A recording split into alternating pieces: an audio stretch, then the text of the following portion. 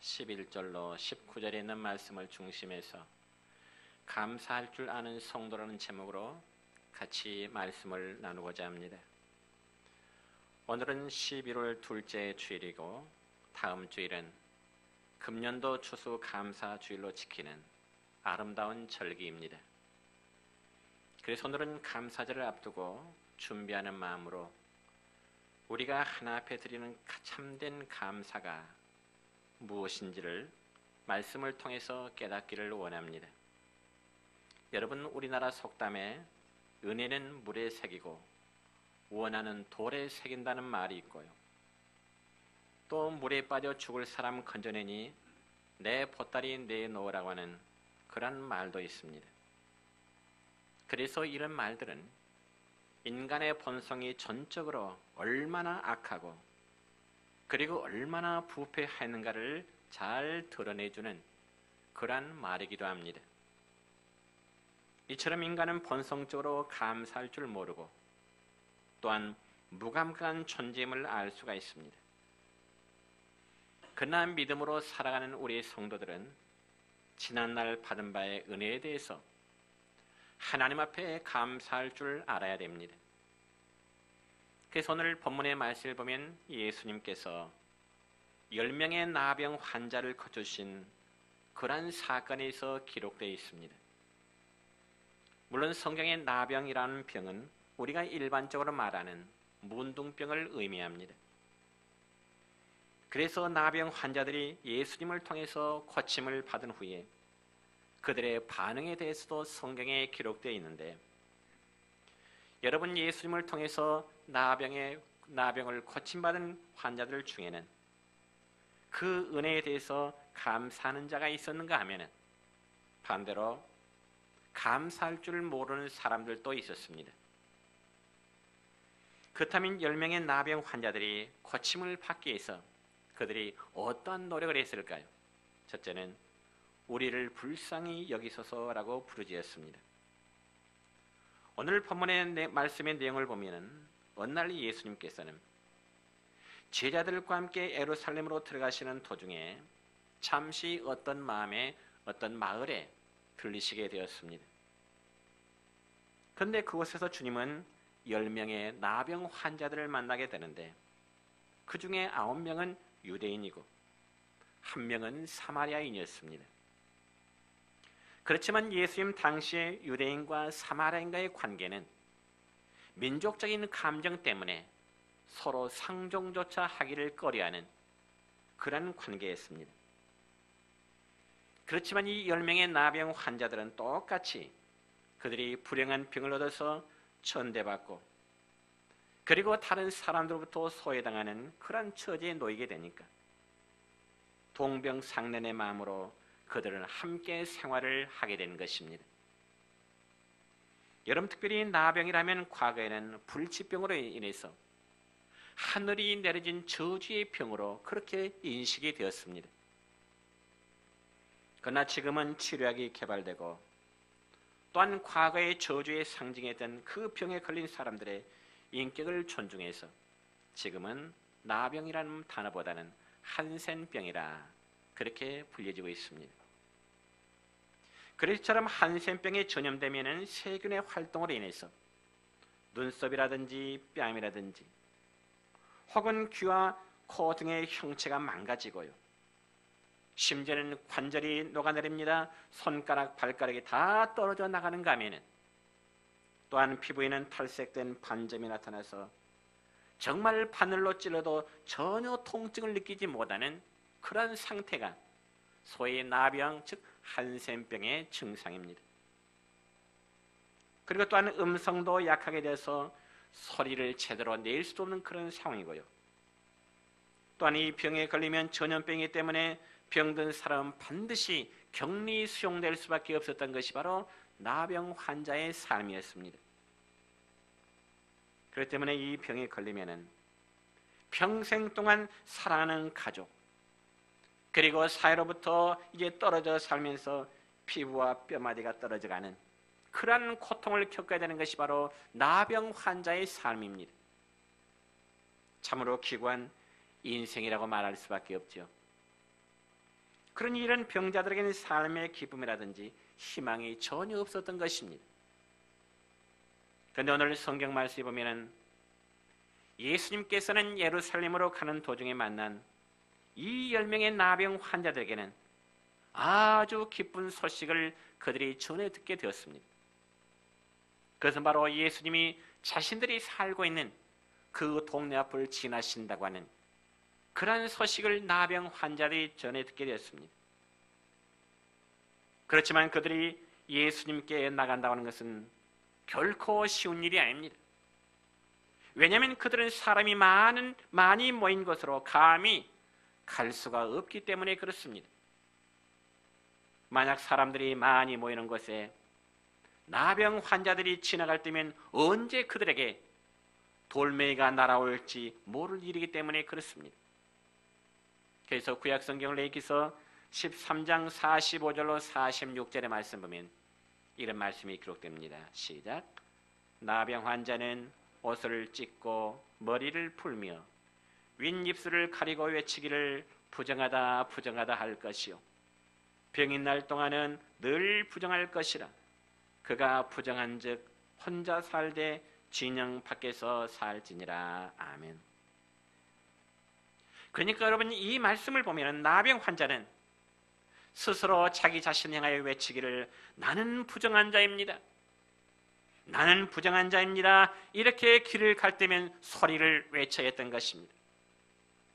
그리고는 일반 사람들에게는 감히 접근할 수가 없기 때문에 항상 홀로 아니면 자기들의 집단을 이뤄서 격리 수용을 할 수밖에 없었던 것입니다. 그런데 그들이 듣기에는 예수님 앞에 나아가기만 하면 어떠한 질병이랄지라도 고침을 받을 수 있다고 하니 나병 환자의 입장에서는 예수님이 자기들이 사는 곳을 지나실 때 그 기회를 놓칠 수가 없었던 것입니다. 그렇지만 여전히 감히 그들은 예수님 앞에 가까이 나갈 수가 없습니다. 그래서 성경에 보니까 그들은 멀리 서서 합심하여 크게 소리를 지르게 됩니다. 나병 환자들이 예수님을 바라보고 뭐라고 소리를 쓸까요? 이 점에서 본문 13절은 이렇게 말씀합니다. 시작. 소리를 높여 이르되 예수 선생님이여 우리를 불쌍히 여기소서. 예수 선생님이여 우리를 불쌍히 여겨주세요. 여러분 이들의 부르짖는 소리는 아마 절규에 가까운 그런 소리였을 것입니다. 왜냐하면 그들에게는 예수님의 도움이 절대적으로 정말 필요했기 때문에 그렇습니다. 그래서 그들은 가슴속에서 우러나오는 정말 마지막의 피철규를 토하면서 예수님 우리를 불쌍히 여겨주세요. 예수님만이 우리의 질병을 고칠 수 있으니 예수님 불쌍히 여겨주세요. 그렇다면 성도 여러분이요, 우린 이 10명 나병 환자들의 부르짖음을 통해서 어떤 사실을 깨달을 수 있을까요?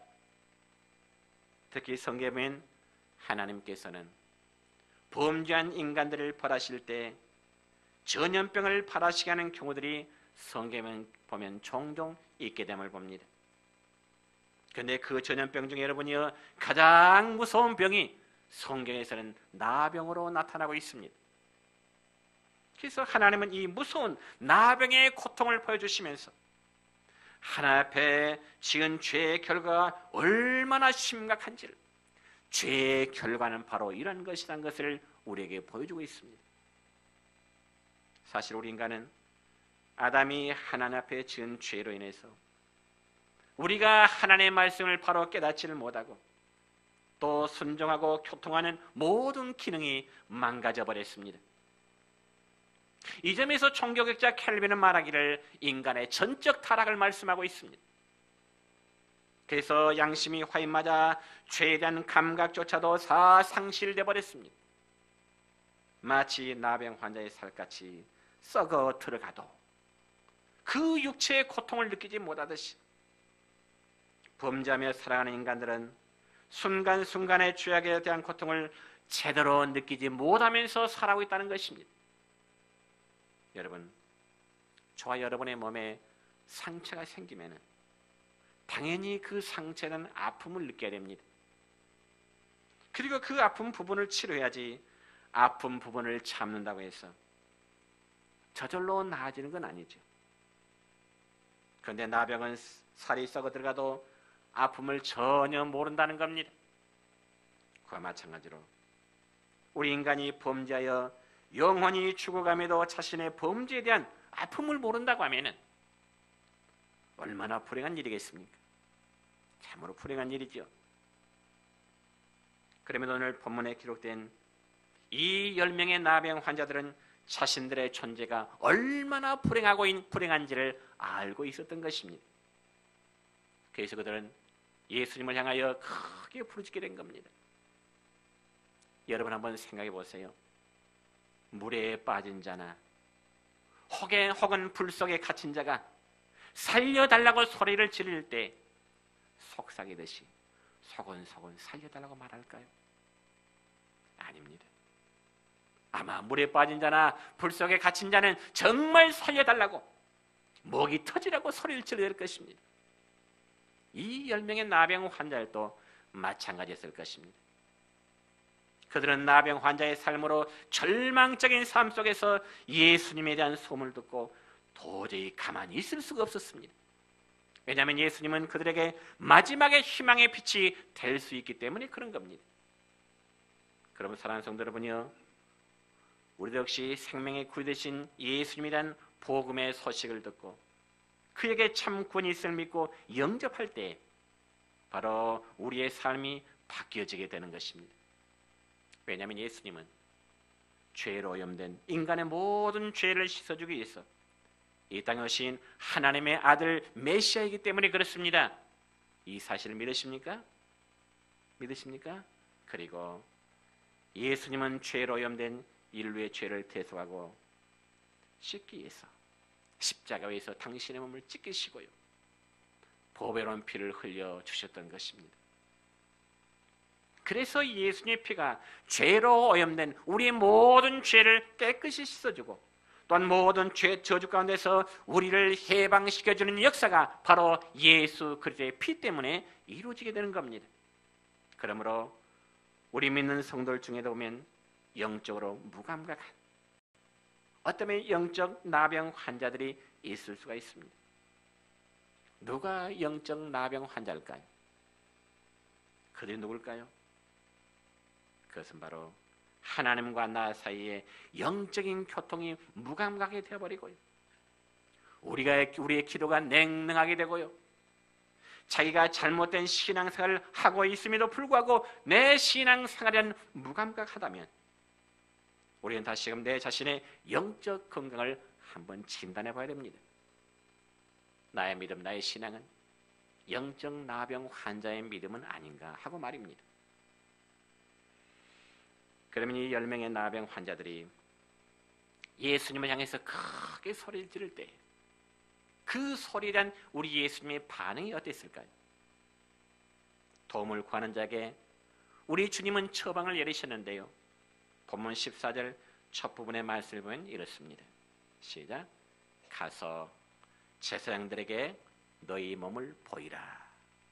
여러분, 이 말씀은 나병 환자들에게만 구원의 음성이었습니다. 가서 너희들의 몸을 저 제사장들에게 보이라. 그렇지만 이 나병 환자들이 이 말씀에 순종한다는 것은 정말 힘든 일이었습니다.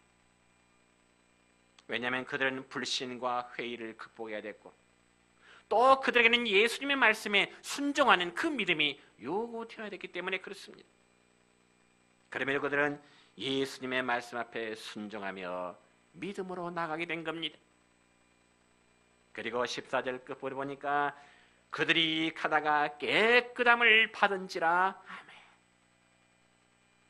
그들이 제사장에 가는 도중에 그들의 나병의 육체적인 질병이 깨끗함을 받았다는 말입니다. 그러니까 나병 환자들은 예수님의 말씀만을 믿고 제사장들에게 자신들의 몸을 보이러 가는 도중에 그들의 추한 질병이, 나병이 깨끗이 낫게 된 것입니다. 그렇다면 이제 고침을 받은 이후에 10사람의 모습은 어땠을까요? 오늘 본문 15절과 16절의 말씀입니다. 시작. 그 중에 한 사람이 자기가 낳은 것을 보고 큰 소리로 하나님께 영광을 돌리며 돌아와 예수의 발 아래 엎드려 감사하니 그는 사마리아 사람이라. 아멘. 그러니까 10사람의 환자들이 다 예수님을 통해서 나병의 고침을 받았는데 그 중에 단 한 사람만이 하나님께 나와 하나님께 영광을 돌리고 예수님의 발 앞에 엎드려 감사하였더라 그랬습니다. 감사하였더라. 옛날 성경에 보면 살해하였더라 그렇게 기록되어 있습니다. 그러면 고침을 받은 은혜에 대해서 예수님 앞에 나와서 감사하는 그 사람 한 사람은 누굴까요? 그는 바로 사마리아 사람이라 그랬습니다. 서두에 말씀드렸듯이 그는 당시에 정말 유대인들이 같이 상종하기도 꺼려했던 그 사마리아 사람이었지만은 은혜를 입은 것에 대해서는 하나님께 나와 즉 예수님께 나와서 감사할 줄 알았던 것입니다. 그렇습니다. 여러분, 우리가 사람과의 관계 속에서도 은혜를 모르는 사람에 대해서 우리가 어떻게 평가합니까? 참 저 사람은 배은망달한 사람이야. 은혜를 은혜로 갚지 않냐는 사람을 가리켜서 참 배은망덕하다 이런 표현하죠. 그러므로 하나님의 사람은 받은 바 은혜에 대해서 늘 하나님께 감사할 줄 알아야 됩니다.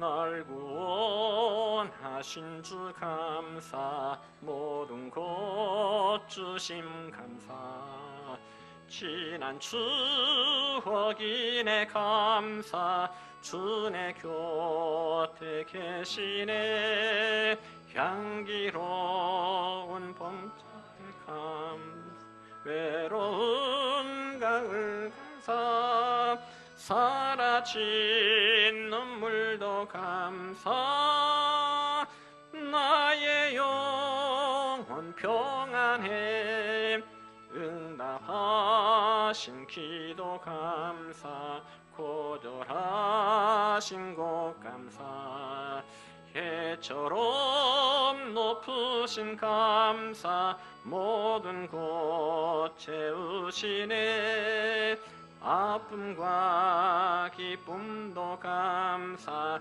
절망 중 위로 감사, 측량 못할 은혜 감사, 크신 사랑 감사해 길가에 장미꽃 감사, 장미꽃 가시 감사, 따스한 사랑의 가정 일용할 양식 감사, 기쁨과 슬픔도 감사, 하늘 평안을 감사, 내일의 희망을 감사, 영원토록 감사해.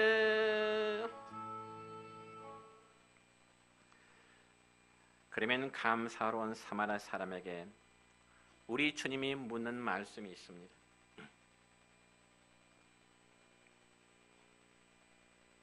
그러면 그 말씀이 무엇일까요? 두 번째는 그 아홉은 어디 있느냐라고 우리 주님이 물으십니다. 본문 17절의 말씀입니다. 시작. 예수께서 대답하여 이르시되 10사람이 다 깨끗함을 받지 아니하였느냐?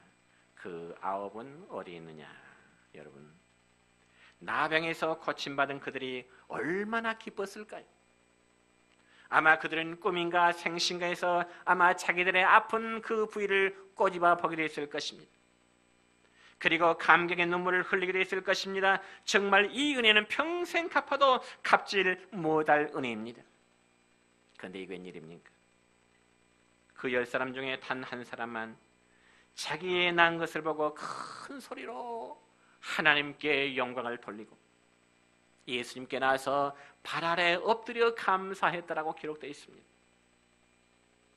그러자 예수님은 그에게 묻습니다. 10사람이 다 깨끗함을 받았을 것인데 그 9은 지금 어디 있느냐? 왜 너 혼자 많았느냐? 그런 말씀이죠. 그러면서 이 이방인에게는 하나님께 영광을 돌리러 온 자가 없느냐? 여러분, 예수님의 이 물으심은 은혜를 받고도 감사할 줄 모르는 그런 9사람에 대한 예수님의 섭섭한 마음을 표현하는 것입니다. 그렇다면 우리는 여기서 이만까지 감사하는 생활에 대한 주님의 가르침이 무엇인가를 깨달아야 되는데, 첫째는 감사의 생활에 대한 우리의 신앙을 점검해 볼 수 있기를 바랍니다.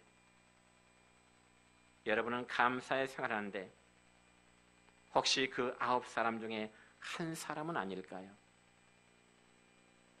아니면 그 10사람 중에 한 사람이 아니라 9사람은 또 아닐까요? 분명히 10명의 나병 환자가 똑같이 나음을 입었습니다. 그러니까 똑같이 은혜를 받았다는 말이죠. 그렇지만 주님 앞에 나와서 감사하는 사람은 오직 한 사람뿐이었습니다. 그러니 은혜는 10사람이 받고 감사는 그 10분의 1인 한 사람만 했다는 꼴입니다. 이것이 바로 우리 생활을 말해주고 있습니다. 여러분요, 우리의 생명, 그리고 우리의 건강, 우리의 가정, 그리고 우리의 모든 일터들, 이 모두가 다 하나님의 은혜입니다. 그리고 우리가 매일매일의 생활을 통하여 복을 받는 이루 말할 수가 없습니다. 그러면 여러분은 하나님 앞에 어떠한 감사를 하고 계십니까? 아니, 얼마나 감사 생활하십니까? 아마 여러분은 기도하실 때마다 하나님 감사합니다, 이렇게 기도를 시작하실 것입니다. 그러면 도대체 무엇을 감사하신다는 말씀입니까? 여러분 기도하실 때마다 가장 첫 마디는 하나님 감사합니다, 그렇게 시작합니다. 그러면 도대체 무엇을 감사하신다는 말씀입니까? 하나님 앞에 감사하는 마음이 있다면 그러면 말로만 감사합니다, 그렇게 해도 될까요? 우리가 사람에게 은혜를 입어도요, 내가 상대방의 은혜를 이만큼 성의를 표하려고 하는데 하나님 앞에 말로만 감사한다면서 실제로 여러분이 하나님의 감사하는 그 표현은, 감사의 표현은 어떻습니까? 하나님 앞에 말 몇 마디로 감사를 떼버려 될까요? 하나님 감사한다고 해서 내 모든 감사의 표현이 글로 해결될까요? 우리는 그런 사람이 되어서는 안 됩니다. 여러분, 본문의 말씀을 보더라도 10사람의 나병 환자는 함께 소리를 지르며 병이 낫게 해달라고 함께 긍휼을 구했습니다. 그런데 하나님을 찬양하고 예수님께 나서 감사의 표현한 사람은 오직 한 사람뿐이었다는 말입니다. 어쩌면 오늘날 현대인들의 신앙 모습을 그대로 보여주고 있는 것 같기도 합니다. 어쩌면 우리의 모습을 그대로 보여주고 있는 것 같기도 합니다. 많은 성도들이 자기의 필요를 따라서 하나님의 도움을 얻기 위해서 기도는 참 잘합니다. 그러나 하나님께 대하여 진정 감사하는 마음으로 감사하는 마음은 극히 드물다는 것입니다. 그러므로 사랑하는 성도 여러분이요, 참된 감사는 형식적이 되어서는 안 됩니다. 예수님 앞에 나와 감사는 그 사마리아의 감사가 여러분 형식적인 감사라고 말할 수 있을까요? 결코 그럴 수 없습니다. 지금 이 시간 제가 여러분에게 묻고 싶습니다. 여러분은 하나님 앞에 어떠한 감사를 드리고 싶으십니까? 다음 주 추수감사절입니다. 어떤 제목으로 감사를 드리고 싶으십니까? 여러분 어떻게 답하고 싶으십니까? 여러분 최소한 감사의 조건 몇 가지 정도는 바로 나와야 됩니다. 저는 여러분이 고면합니다. 하나님 앞에 드리는 감사의 삶을 인색해서는 안 됩니다. 왜냐하면 감사하는 일에 인색한 성도는 마치 나병 환자가 고침을 받았지만은 감사할 줄 모르는 9사람의 문둥병자도 같기 때문에 그렇습니다. 은혜를 받았고 감사의 삶을 받았지만은 그들은 진정 감사의 표현물이 없었습니다. 그리고 두 번째는 참된 감사가 무엇인지를 깨닫게 되는 것이죠. 여러분 앞에서 말씀드렸듯이 10명의 나병 환자가 병 고침을 받기 위해서 제사장에게 자기들의 몸을 보이러 가는 도중에 치료받은 10사람 중에 한 사람이 예수님께 감사하고 살해하고자 할 때 아마 짐작컨대 9사람과 아마 충돌이 있지 않았을까 한번 짐작해 봅니다. 왜냐하면 이 한 사람이 9사람과 함께 행동을 하지 않았기 때문에 그렇습니다. 아마 추측컨대 왜 너만 잘난 체하고 예수님에게 가려고 하느냐, 아마 손가락질하지 않았을까요? 왜 너 혼자만 예수님께 가느냐고, 감사의 표현을 하느냐고 아마 입술로 비방하지 않았을까요? 여러분 구약 성경을 레위기 14장에 보면은요, 문둥병 환자가 병이 나으면 가장 먼저 제사장에 가서 자기의 몸을 보이고요, 검증을 받은 후에야 정상적인 사회생활을 할 수 있도록 율법에 규정되어 있습니다. 그자 9사람은 병이 치료되자마자 그 즉시로 아마 정상적인 사회생활과 그리고 종교적인 행위를 하고 싶었을 것입니다. 그래서 그들은 병이 나았다는 증명서를 제사장에게 받아서 속히 가정과 사회로 돌아가고 싶어하는 그들의 마음이 뜨거웠을 것입니다. 그렇지만 사마리아 사람은 자신의 몸이 나병에서 치료함을 받게 되자 즉시 하나님을 찬송하고 예수님을 기억하게 된 것입니다. 내가 어떻게 이런 큰 은혜를 입게 되었을까? 그리고 이제 내가 새로운 삶을 살게 되는데, 그렇다면 이 순간 내가 제일 먼저 해야 될 일이 무엇인가를 그 사마리아 문둥병자 나병 환자는 깨닫게 된 겁니다. 그것은 바로 예수님께 다시금 돌아와 무서운 병 가운데서 자기를 고주신 그분에게 감사하는 것이 자기는 가장 첫 번째 임무인 것을 깨닫게 된 것입니다. 그렇습니다. 우리가 은혜를 받으면 먼저 하나님과 예수님께 나와 감사의 표현을 하는 것입니다. 또한 감사라는 것은 즉시, 깨닫는 즉시 해야 되는 겁니다. 아마 다른 9명은 생각할 때 일단 제사장에게 자기들의 나은 몸을 보이고, 그리고 감사는 천천히 해야 될 것이고, 아마 그렇게 생각했을 것입니다. 그럼에도 한 사람은 당장 깨닫는 그 즉시로 예수님께 나간 겁니다. 9사람들은 천천히 다음에 해야 되겠지, 그런 생각을 갖는 거죠. 사랑하는 성도 여러분요, 우리가 하나님의 은혜를 깨달았다면 깨닫는 즉시 감사의 표현을 해야 되는 것입니다. 그렇지 않고 시간이 지나면 자연스럽게 마음에 뜨거워지면 감사의 마음은 자연스럽게 식어지기 마련입니다. 또한 참된 감사는 아주 열정적인 마음을 들여야 됩니다. 고침받은 한 사람이 하나님을 찬송하는데 어떻게 했을까요? 어떻게 하나님을 찬송했을까요? 본문 15절 중간 부분의 말씀을 다시 보면 어떻게 해요? 시작! 큰 소리로 하나님께 영광을 돌리며 그랬습니다. 큰 소리로 하나님께 영광을 돌렸다. 그러니까 그들이 처음에 예수님에게 긍휼을 구할 때 큰 소리로 부르짖었듯이 은혜를 받은 후에 감사할 때 역시 하나님께 큰 소리로 영광을 돌렸더라 그랬습니다. 여러분, 만약 예수님이 아니었더라면 아마 나병으로 그의 삶을 마감해야 될 그가 다시 살게 되었으니, 다시금 새로운 삶을 살게 됐으니 얼마나 그 감격이 뜨거웠겠습니까? 그런데 우리는 기도할 때 살려달라는 간구는 크게 하는데 은혜에 대한 감사는 소극적으로 하는 경우들이 있습니다. 저는 여러분에게 권면합니다. 하나님 앞에서의 감사는 화끈하게 그리고 열정적으로 하십시오. 그리고 참된 감사에는 겸손함과 참된 예배의 의미가 있습니다. 고침받은 이 사람은 예수님의 발 아래에 엎드리다 그랬습니다. 그래서 예수님 앞에 엎드린 것은 겸손이요, 예수님을 향한 하나의 예배의 행위라고 말할 수 있습니다. 그러므로 정말 은혜 받은 자의 삶은 겸손하고요.